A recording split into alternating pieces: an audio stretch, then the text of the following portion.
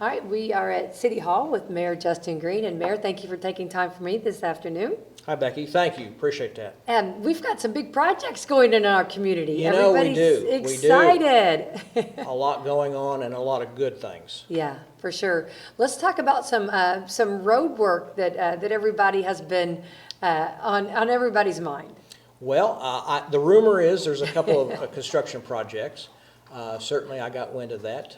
Yes, hey, the one that is on everybody's mind, and certainly rightfully so, Highway 56, the state highway, the NDOT project to reconstruct from the stoplight to the caution light where 56 and 60 separate.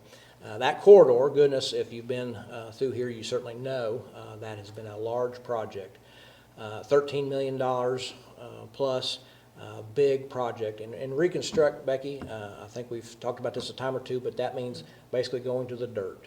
That's where the state takes in consideration all the utilities, how the roadbed was constructed, finds the weak spots, certainly makes those provisions then that the federal government requires, the Federal Highway Department requires now, and with ADA compliance, just a whole lot of things that go into a reconstruct project. Long story short, that's what you're asking. Yes, goodness, we're almost done. NDOT officials have notified us a couple of times here of late that yes, the paving is ensuing. And by that, they laid their binder, their base coats, 2 of those, and this week, actually here on the 12th of October, they're putting on the top coat. The top asphalt coat is going down. That's hard to say. And in that, then they're doing the sign replacement as they go, sod repair, so a lot of the final touches as they go down the corridor. And as we understand, the paving will be done this week. So Becky, they are on schedule, as always indicated. They've kept their timeline with Indiana Department of Transportation, NDOT. The contractors have done very well. Yes, it's been a long project, but it is winding down, and I think the 2 of us will be able to drive on that very shortly. Very, very excited about that. But going back, whenever the project was first announced, they had said that this was going to be the timeline. Absolutely. And so they've always been up front.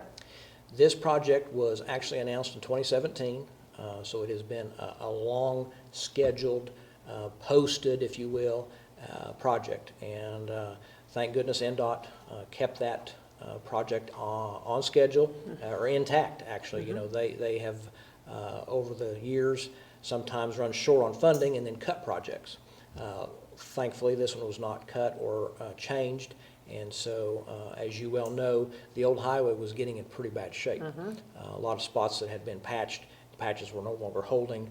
The weight of the traffic was just really giving the road a lot of fits and breaking away. And so, this is the fix, if you will, for NDOT, for their road.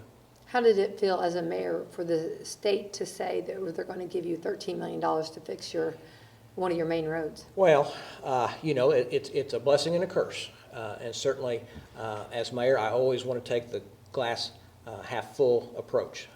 And so the blessing, you know, they could have spent $13 million in another community. We got it, we needed it, made a lot of improvements, a lot of old infrastructure, a lot of old design that was no longer working to today's cars, today's traffic patterns, and so very good. Now, a lot of headaches, a lot of confusion, a lot of aggravation. Yeah, we had to deal with that. We certainly have navigated that, I think, very well. Has it been perfect? No, but I think we've navigated it pretty well. And thank goodness we had an alternate route. Not every community has a nice thoroughfare that they can deter traffic around and keep the flow going. We did, and so that was a big advantage for Salem, albeit those folks had additional headaches, additional aggravations, and I won't take away from that. That's true, they did, but we kept traffic flowing.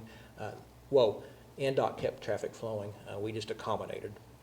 Right, and I think that to realize that not only they just do what we see, the surface, what we see. But underneath, there were some really old pipes that had been there for a long time. So there was a lot of new updates that needed to be done for a lot of the stuff that were underneath the actual road. Like you said, they took it all the way down to the dirt. Absolutely, and that's with all utilities. Frontier, Midwest Gas, Duke Energy, fiber. There was a fiber cable, a main trunk, as well as water, wastewater. A lot of changes, a lot of upgrades.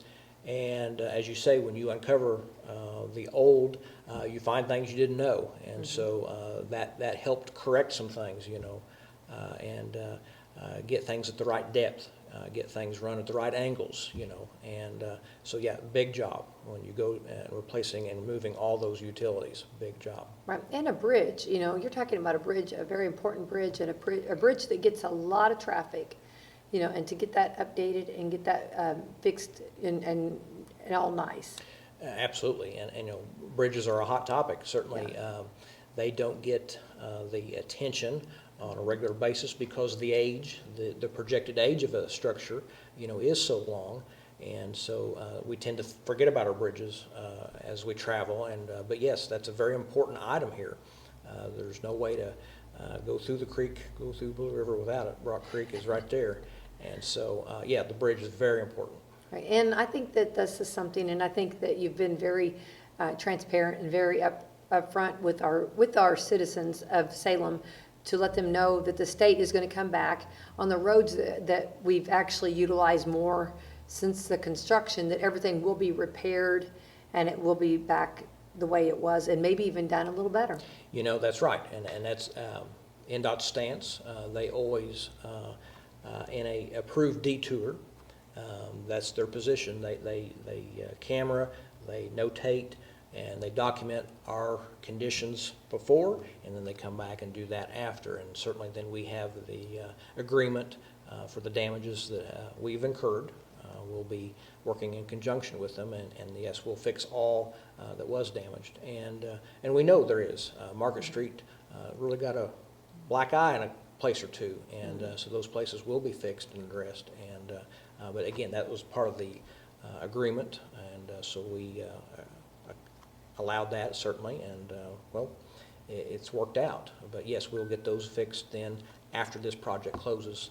That becomes then the new priority, is fixing our damages. Right, so, wow, we're almost to the end on that. That's right. Crazy. Yes. Time flies when you're having fun, right? Well, it well, is. Not on your end, right? Not on my end, but you're right. I'm glad to see it come to a close, and but a very worthwhile project. Right, and there's a lot of people that use that go through Salem to, maybe traveling, somewhere else or going somewhere else or just, around.